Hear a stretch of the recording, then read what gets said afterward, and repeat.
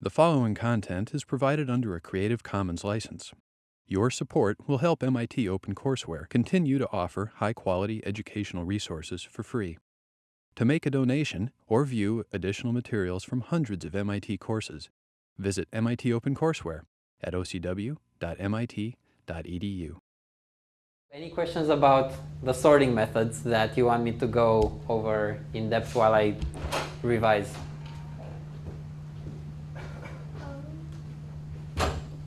Okay. All right, sorting. Oh, lectures are pretty good. So. What sorting methods have we learned? Let's start from dumbest to smartest. Merge sort? Okay, somewhere in the middle. Merge sort isn't very bad. What's the easiest method to sort? Insertion. Insertion sort. Excellent. All right, what else?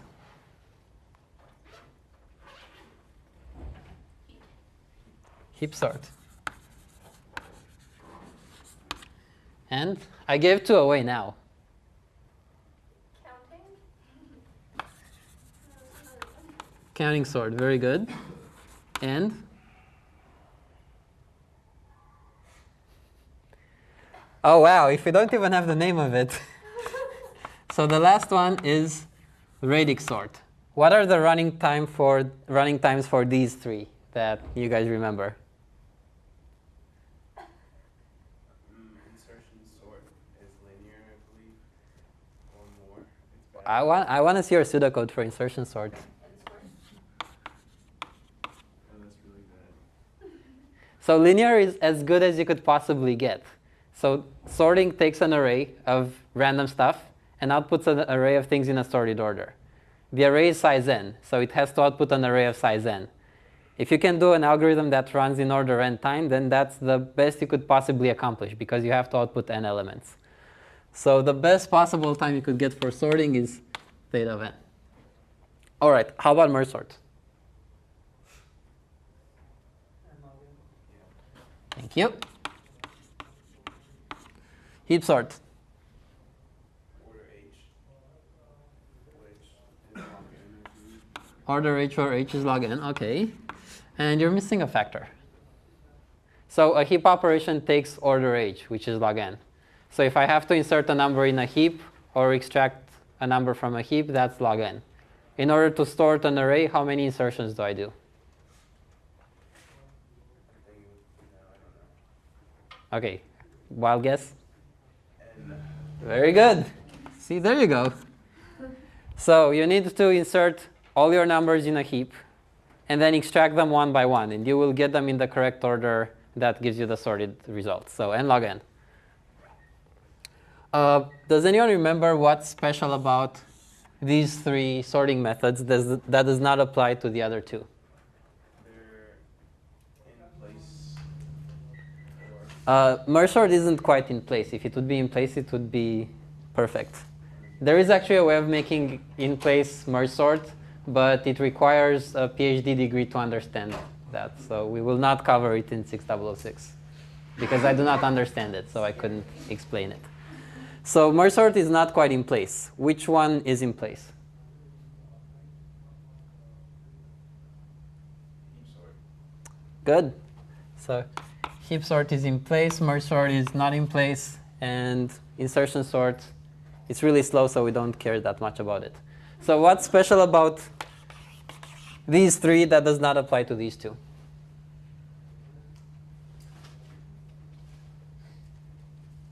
You don't have to use integers. Okay, you don't have to use integers. What do they want to know instead about the things you use? So we'll call them keys. You need to be able to compare them. All right. But you don't need to have a minimum and a maximum integer. So it turns out if you have a comparison operator, you will have a minimum and a maximum. But that's complex abstract algebra that we don't need to worry about. So you gave me the good answer, which is they use something called a comparison model. And in that model, you do not need to know too much about your keys, so the elements in the array that you're sorting. Your keys are blobs, and all they have to be able to do is know, if you have 2 of them, you have to know which one's greater. That's it, nothing else. What's the problem with the comparison model? It takes time to compare things. That's like with everything. Yeah. So we learned in lecture that there is a lower bound for the comparison model. And if you want to sort using nothing but this information, that will take you at least n log n time. You cannot do better than n log n if all you're using is comparisons. So in that respect, merge sort and heap sort are optimal. If you want to stay within this model, this is the best time you're going to get. Does anyone know how you can implement this comparison model in Python? So numbers respond to these operators, right? Actually, in Python, this is equals equals. What if I have a random object and I want to make it respond to these operators? So for example, I write merge sort. We wrote merge sort. And now I have my own objects, my own keys, which are not necessarily integers, because that's why we like this. And we want to make them respond to these operators so that I can call merge sort on an array of them and it wouldn't crash. What do I have to do?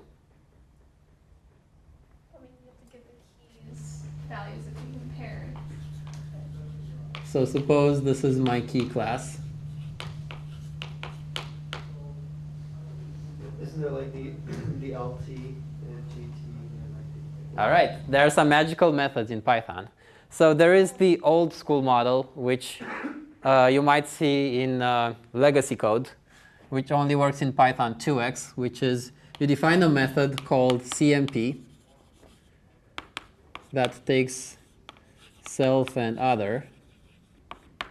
And it has to return a number that's either smaller than 0, equal to 0, or greater than 0. And this maps to this. So you'll see this in old code, but you shouldn't use it in new code unless you have a very good reason to. Instead, the new model says that you define special methods called LT, which stands for less than. So it's this guy. LE, which is less or equal. GT, which is greater than. And GE, which is greater or equal. And if you look at our code for psets 2 and 3, we have some objects that pretend they're keys. And we have to define these methods. Also, when you define these, it's a good idea to define EQ for equality comparison and NE, which is this guy. So these also take self and the other key that you're comparing with, and they return true false. So this will help you understand the code better. All right, so with relatively little work, you can have any wild object you want act as a key. And then you have insertion sort, merge sort, heap sort, heaps, binary trees, AVLs, everything works because everything uses the comparison model.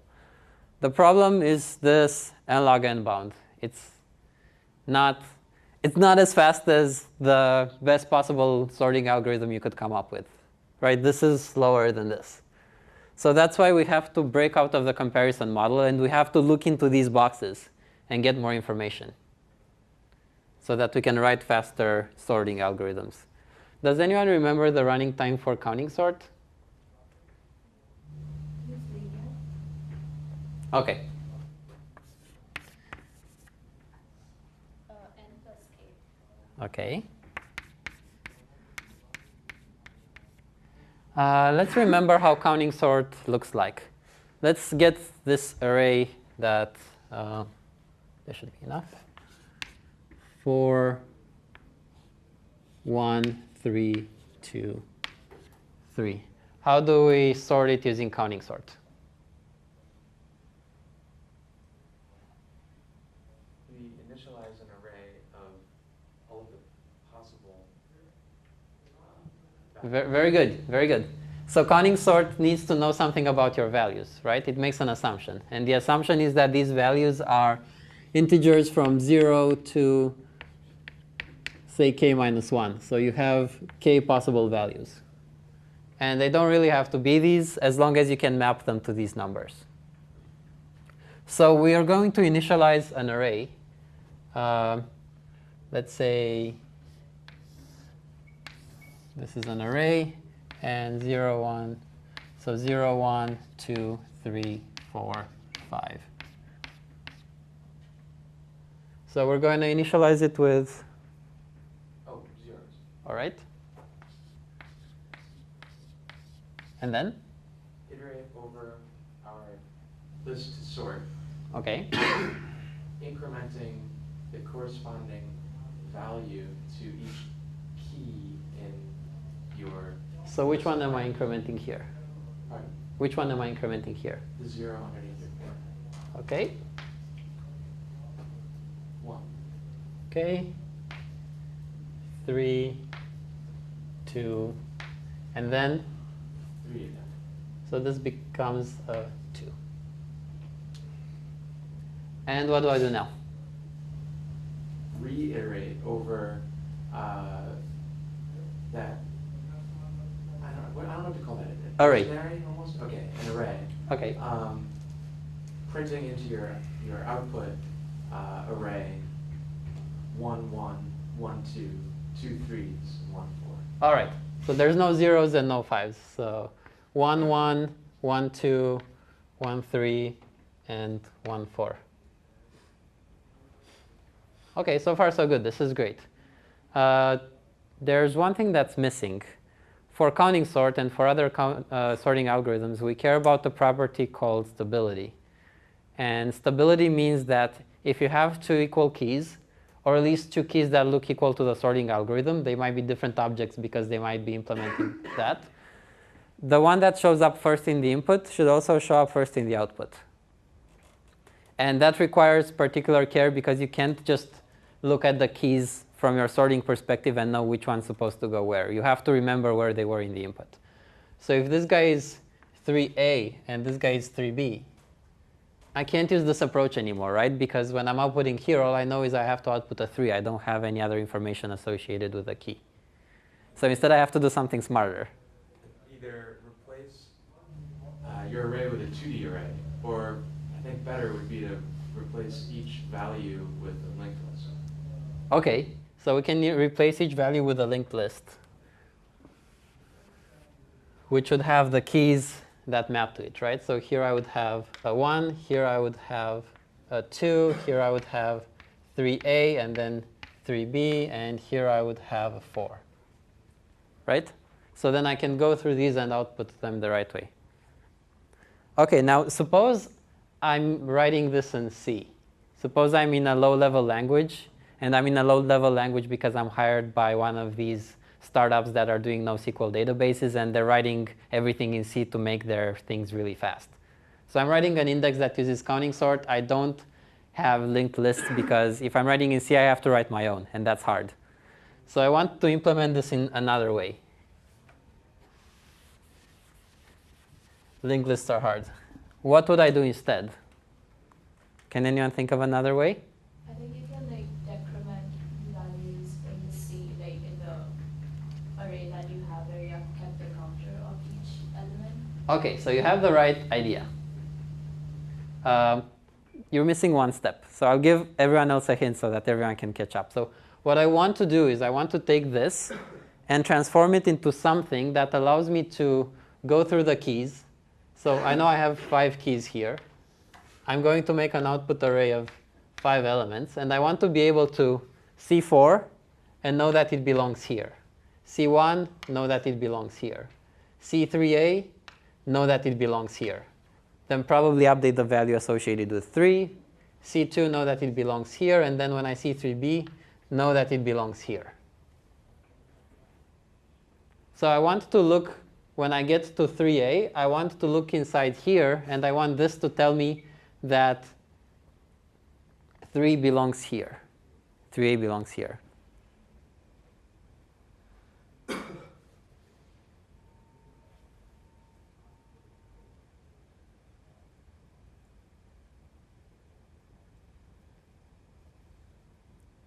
So what would the position of 3a be? That's not good, right? Let's call this C instead so that I can say 3AB. So how would I define the position using the sorted property? So 3A should go in the index that is how many keys smaller than 3 there are. So if I can look through here and see how many keys do I have that are smaller than 3, this is where 3A needs to go, right? If I look at 4, there are 4 keys that are smaller than 4, so it needs to go in position 4. Well, that almost seems more like a compare. I guess that means it is kind of a comparison model, but like you're just saying, is it greater than? So it's not really counting sort anymore as much. Well, I'm telling you I can compute that using this. So I can use the counting sort algorithm and change this array a little bit so that I can do this trick and know what goes where. Well, he already mentioned using a 2D array. But a 2D array would be too much. I want to, in the end, I will be changing this in place, so no extra space except for this array of size k. But let's not worry about changing it in place right now. Let's say we're going to make another array of size k. And I want to compute. So I want it to tell me that, I guess I don't care about this, but I want it to tell me that the first one should go here, the first 2 should go here, the first 3 should go here, the first 4 should go here. How do I do that? I mean, you could make that array, right? But how do I compute it? While you're making this one, you could start filling that one in. While you're making the top one. Can I? Oh, it would be like insert and sort though, kind of, because so you come across the 4, you put it in there because you know how many there are, but that doesn't make a lot of sense. Yeah. Okay. Yeah. So let's abandon that road. Let's think of something else. Could you populate the array with the number of elements that are less than that? Yep. So intuitively, I want this to tell me how many elements there are that are smaller than 2. This should tell me the number of elements that are smaller than 3, so on and so forth. Okay, how would I compute that?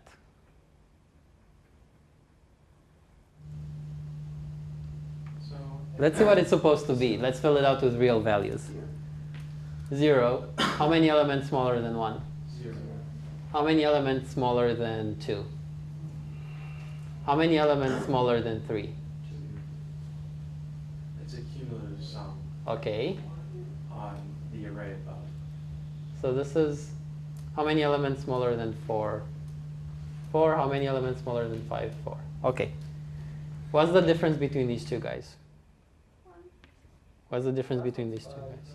1, It's 1, 2, 4, 5. Yeah, you're right. Sorry. Thank you. What's the difference between these two guys? 2, 1.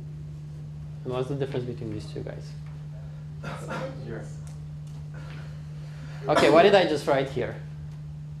Same series up there. Right. All right. So this guy is 0, right? Because there's there's nothing that's smaller to the smallest key. And then this guy is whatever was here plus this. Well, almost. So the difference between this guy and this guy is this. So why array? Why did you bother? Why did we make a new array? Because we can just get that information. I'm making a new array so that we can see how to compute it. So now we're going to try to write pseudocode that does this in place. So suppose this array is A, and this array is pause for position. And suppose, sorry, not this array. This array is A. This array is pause, and I start with this, and I want to end up with this. So let's try to write the pseudocode for counting sort. Counting sort with an array A. I'm not going to write the first 2 lines that produce this. Let's transform this to this. How would I do that? Initialize an array of the same size. Okay. Can we try to do it in place? Sure.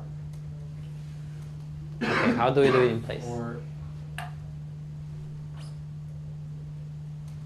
You could, well, you know, for 4, you feel like you get the 4, you're like, oh, I haven't encountered anything below me, so you put in a 0 initially for 4.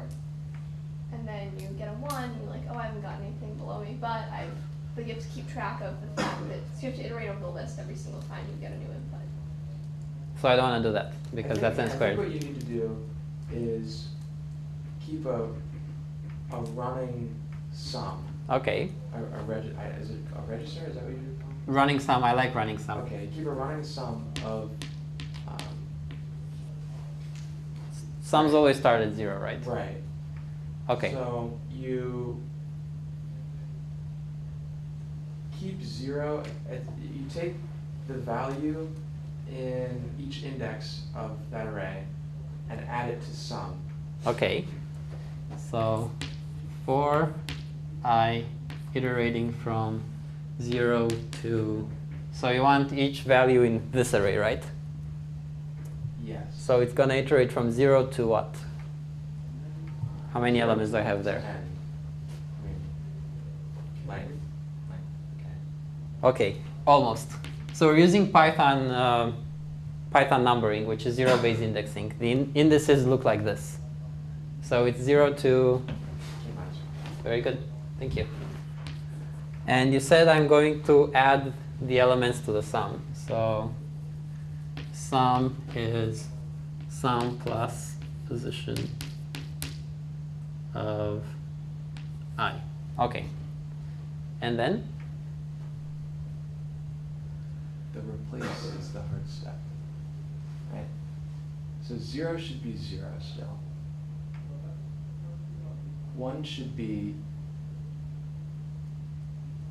the sum after evaluating 0. You'll need a temp variable. Okay. You'll need to grab position I and put it in temp. Temp is position I. Then say position I is sum before incrementing sum. No, that's not going to work. Really? You have to say then sum is sum plus temp. Okay.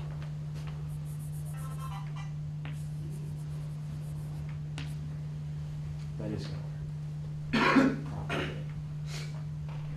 Okay, how does everyone else feel about this? Does it make sense? Not really. No, your temp variable has to be the one from the previous iteration because, right, so when you first start it, it's the very initial case that doesn't work. So like if you're in the first column, everything's fine, then you go to column 1, you're looking at everything to the left of it, it's still going to be 0. Then you go to the second column, but you already overwrote the previous column. So you need to store somehow the, I don't know, it's just the initial case from when it first like goes from 0 to like an actual quantified number. Because otherwise you're just going to get like 0, 0, 0 because you're just overwriting. Can you store temp at the end of the loop? And use it before you change? Okay.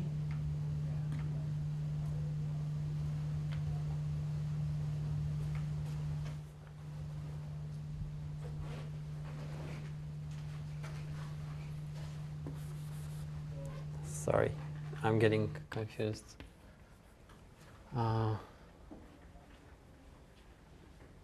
Okay, this is getting hard, so let's do, I will show you a trick to make life easier. I'm going to put, how many elements do I have here? 5, right? So I'm going to put a 5 here after the array, and then I'm going to ask you what's this difference? Okay. So now we have this whole array.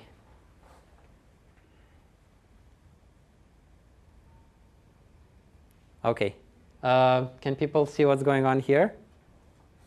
So instead of starting at the beginning, I'm going to start at the end, and I'm going to know, I know for sure there are n elements. Therefore, the index of this guy is n minus, so the index of the last key is n minus how many keys I have with this value. Does this make sense? Right, but you're iterating over it in order, right? So we can't just take the whole thing and say we're going to shift it over to the other. How about,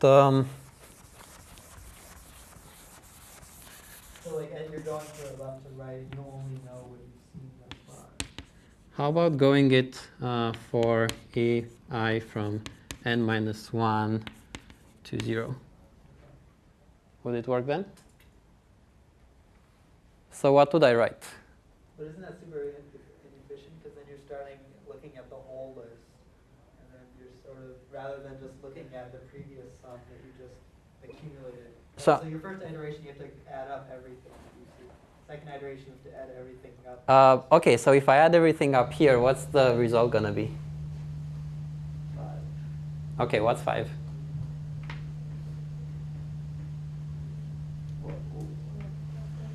So this counts how many 0 keys I've seen, how many 1 keys I've seen, how many 2 keys I've seen, so on and so forth.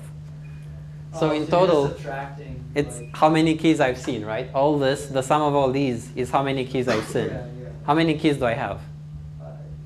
Okay. So like for each one you see, you just. So who's 5? It's the length of this guy, right? Yeah. And we usually call that n. So when we're doing sorting, this is n. So maybe it's less confusing. Oh, I already used n in 2 places, so I guess that's it. I could say the length of A, but there you go. So I could do the thing that we're going through before. I could figure out my temp variables and I could make it work. I think it's Or I could do this. I think it's the same though, isn't it? Yep. Okay. It's the same thing, except I think this is easier to write. Does anyone want to help me write this?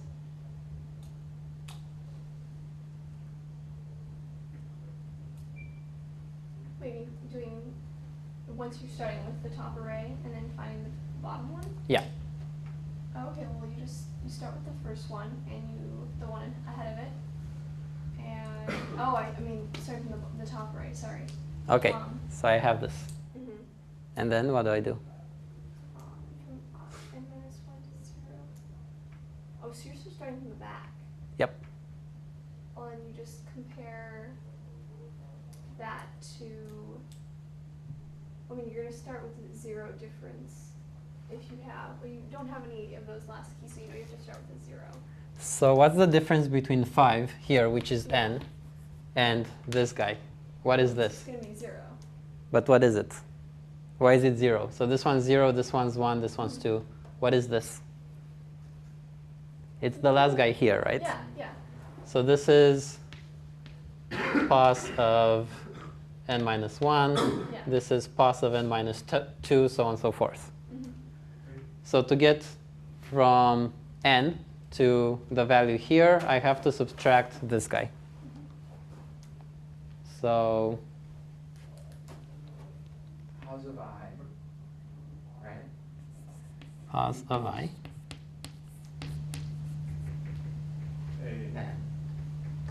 Well, it length of Equals A, right? sum minus pos of Okay, very good. and then update sum. Sum equals pos I. Sweet. No temp variables aside from this, I guess. How does this look like? Do people get it? You're subtracting pos of I, or you're subtracting A of It's all one array. I? It's the same thing, that's right. That's So right. A is this array. A is the input array. I get it. And pos is this guy. And this is pos before the for loop, and this is pos after the for loop. I get it. So I guess this is pos 0, and this is pos 1. And here we start with pos 0. This we end up with pos 1. Okay. So we're able to compute this. There are many ways of doing this, but in the end you want an array that looks like that. Right? This is counting sort. This is the hard part of counting sort, coming up with that array. Once you come up with that array, you're golden. So let's see that we're golden and produce an output array with the keys in the right order. So say we have an array called output, and this is going to have these keys in the right order. What's the pseudocode for that? First, I'm going to create a new array, and I'm going to initialize it with n nil values. Then what do I do? Iterate over A. Very good. For, nah, it's too low. Let's do it here. For I in A. For from 0 to n minus 1. Okay. What do I do? Out of, there we go. It has to be, ooh, can we modify pos 1 as we go? Yep. So you could say out of pos 1. So by the way, this is pos. The reason I labeled them with 0 and 1, so we're doing the change in place. Right. The reason I labeled them is to say that this is what pos is before we're going into the loop. This is what pos is afterwards. But it's a single array. So let's call it pos. So out of pos of I yep. equals A of I. Okay. Pos of I plus pos. Or, yeah. Yep. And I'm going to use the CLRS way, which makes me write more. Okay. So how would this work? I have this array here. I start at 4. What's pos of 4? 4. All right, so I'm going to write this at position 4. I should probably make this a proper array. 1, 2, 3, 4, 5. So at 4, I write 4. And then I increment this guy to become 5. Then I get 1. So I look at pos of 1. OK. And that is 0. So I'm going to write 1 at position 0. And I'm going to increment it. Then I get to 3a. I look at pos of 3. It says 2. So I'm going to write 3a here and increment this. Then I get to 2. Pos of 2 is 1. So I write 2 here. Pos of 2 becomes 2. Then I have 3c, which is pos of 3 is now 3. It's not 2 anymore. So yay, I'm not overriding 3a. That's good. And this becomes 4.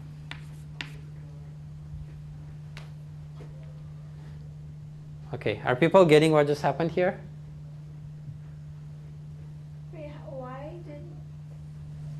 Oh, I guess so you're just basically turning the next array into an index binder.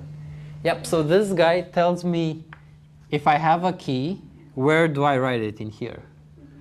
So these start out with pointers to the first element that would store that key value. And when I store a key, say when I store 3a, when I get to 3c, I don't want to store it in the same place. So I have to increment that.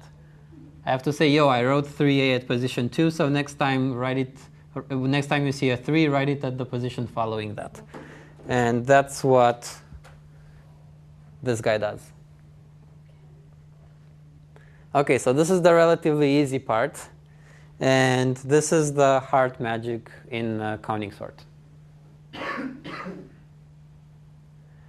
So how are people feeling about it now? Any nods, or is it still confusing as hell? Not unconfusing. OK. Well, what should we do? Do you guys want to ask more questions? Do you want to run through another example? Do you want to try to see how this becomes useful in radix sort so that you're motivated to figure it out on your own. What would make more sense? All right, who wants to do more count sort? Who wants to do some radix sort? All right, radix sort it is. Next time you want to move on, tell me you understood, and I'll believe you, and it'll look good on tape. 2, 3, Tell us that there's a camera here. 1, 4. I think you're supposed to know, because otherwise you don't know that we're violating your rights. 2, 4, 1, 3. 1, 2, 4, 3. 2, 1, 4, 3. So, oh, and one more. 1, 2, 3, 4. So this is to refresh your memory. What do keys look like in merge in radix sort? So in count sort, the keys have to be numbers from 0 to k minus 1. How about merge sort? What do keys look like?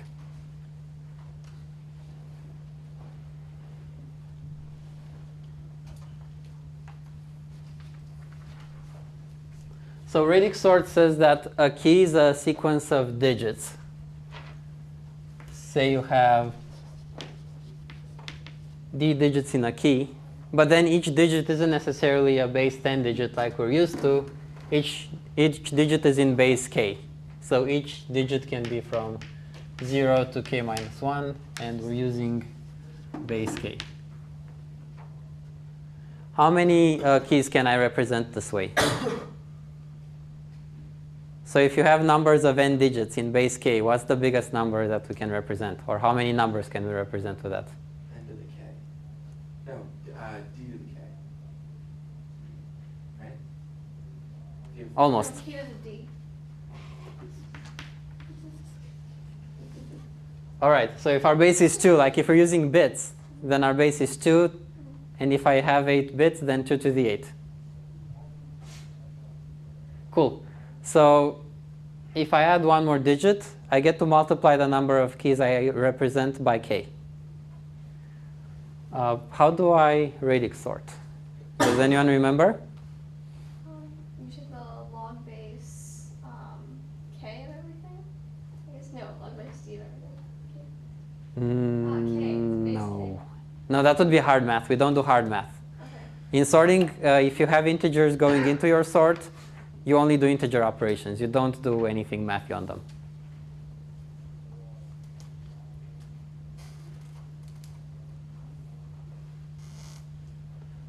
So what we do is we've broken up the keys into d digits for a reason. We're going to have d rounds in the sort. And in each round, we're going to take all the keys that we have, and we're going to sort them according to one of the digits. So in one round, we'll sort them according to this digit. In one round, we'll sort them according to this digit, this digit, this digit. Which digit do we start with? What do you guys think? It's the least significant bit, right? The most significant on the left. Okay. So this or this? Right side. 100 is bigger than 1, even though the 1 is bigger than the 0 in 100. Okay. You're helping me out. So the point I'm trying to make here is radix sort is unintuitive. If we ask you on a quiz, what do you start with? Your intuition will tell you to start with the most significant digit. Go against it. In radix sort, you start with the least significant digit and then move your way up. So radix sort goes like this. I mean, it does make sense because you don't have very much information at the most significant bit. So, I mean, you could get a bunch of 2s, but that doesn't give you that much information. The most information is the smallest bit, and then you move up from there. It depends what information you're trying to get, but maybe you know the algorithm, so you're thinking, oh, by knowing the algorithm, I know that I'll have the most information by looking at it this way. All right, so let's sort these by the last digit. Done. Sweet. Let's sort them by the digit before the last digit. What do I have to do in my sorting? What do I have to pay attention to? So the sorting method that I use has to have a property. It can't be any kind of sorting. Stable. So the reason we went through all this pain in counting sort is because we want to have a stable sort here. Now let's try to sort these in a stable manner. This is the first one, 2, 4, 1, 3. Then I have 2 3s, so 1, 4, 3, 2, 1, 2, 3, 4. And then I have 3 4s. 2, 3, 4, 1, 2, 4, 1, 3, 2, 1, 4, 3. Wait, this isn't good.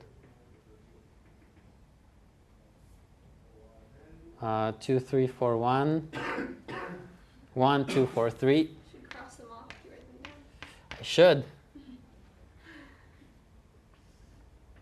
I was hoping you guys will help me if I mess up. Okay, so now these are sorted stably. Let's look at these last 3 that have the same digit here. So they have the same 4.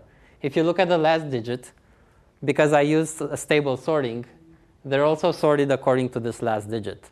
So they're sorted according to these last 2 digits, because the sorting that I used is stable.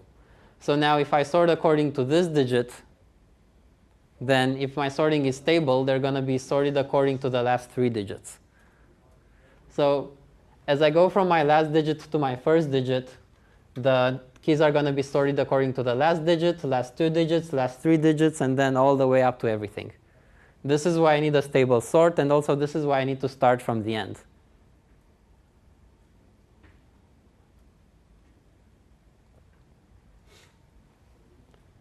Okay, does this make some sense? What stable sort did we just learn? Counting sort. All right, so we're going to use counting sort for this. What's the running time for one round? So for one sorting. One counting sort takes how much time? This is radix sort. Yeah, so radix sort is d rounds of counting sort, right? Count sort this, count sort this, count sort this, count sort this. So one round, one counting sort. What's the running time? Thank you. Now how about d of these? What's the running time?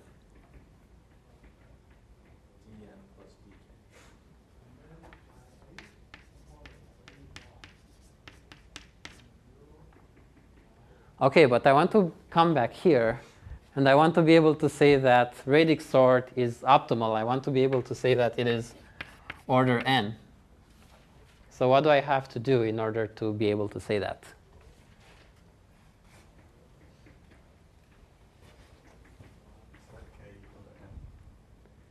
Okay, so you're going from, you know the answer.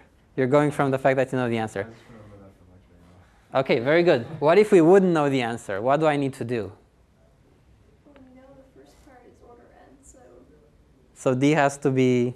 we want dn to be greater than dk, right? well, so dn has to be at most O of n, right? Yeah. Because otherwise the whole thing would go above, so that wouldn't work. So then what can I say about d? Constant. Very good. And how do you write constants in math mode? Order 1. Very good. So d has to be order 1. Otherwise, it's not going to come out to that. Now, what else do we know? We have this, that's order n plus k. If I set this to be a lot smaller than k, if I set it to be log n, it's going to be order n. If I set it k to be a constant, if I use bits, if I use base 2, so I set k equal 2, this is still going to be order n. So if k goes way below n, this step is still going to be order n. So I might as well set k as high as possible. So k is order n, because that's the highest thing I could set it to. Now, why do I want to do that? Yes, What you have a does question? k physically represent in counting sort again? The length of what?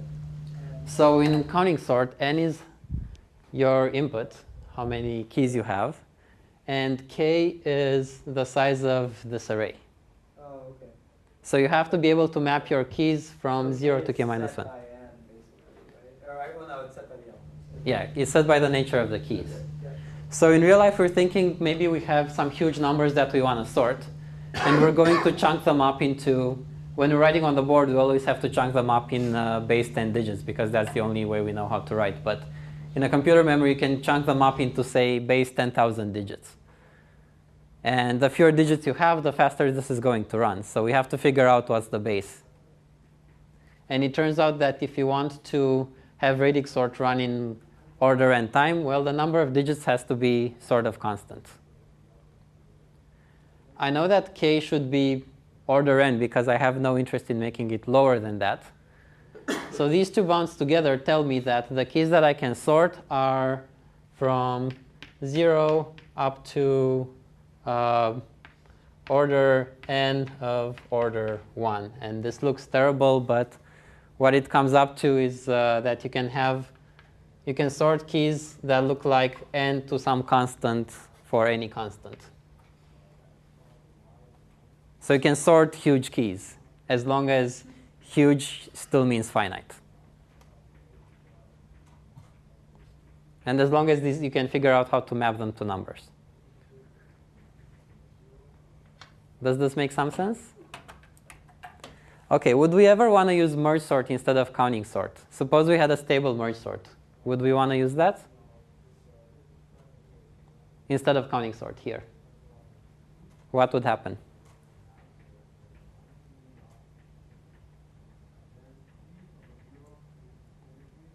So suppose it's stable, so it's correct. The algorithm isn't going to blow up. What's the running time for a merge sort?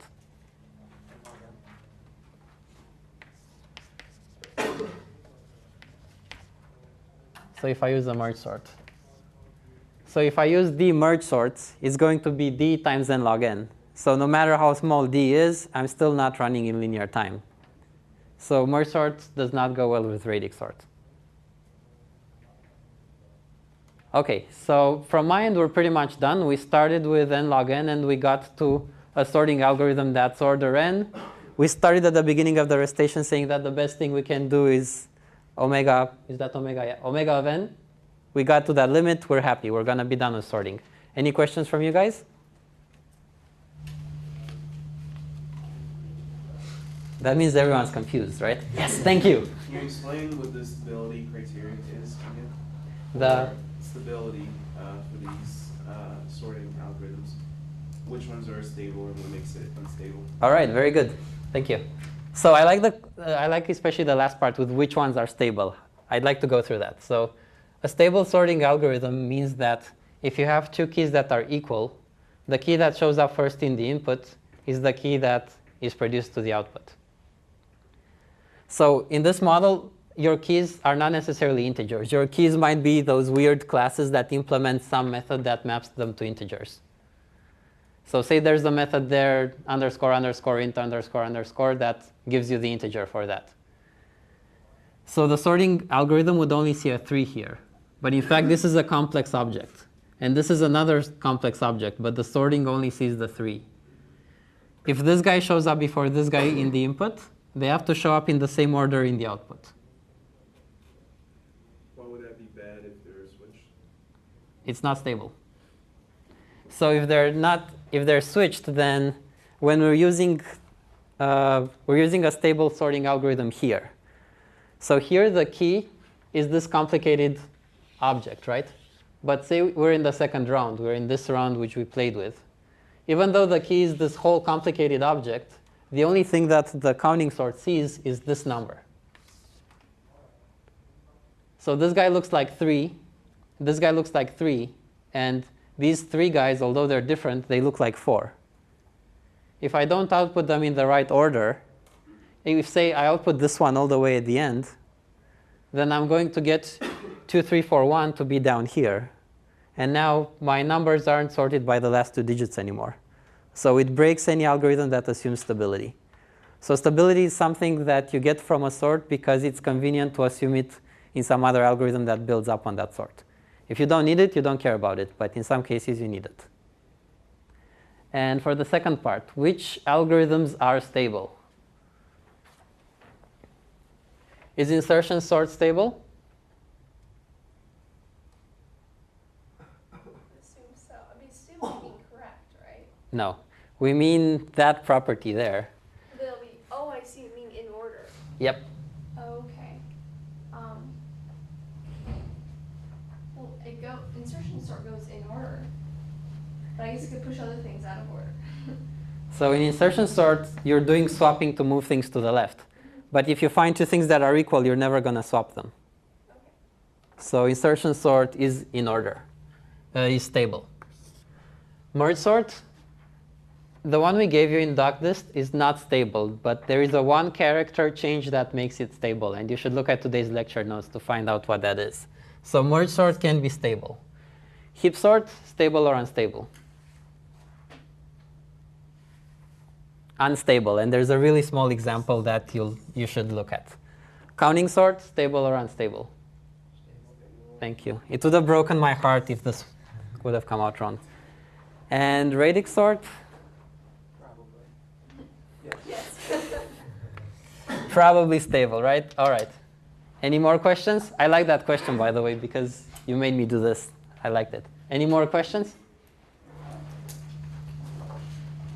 All right, then thank you, guys.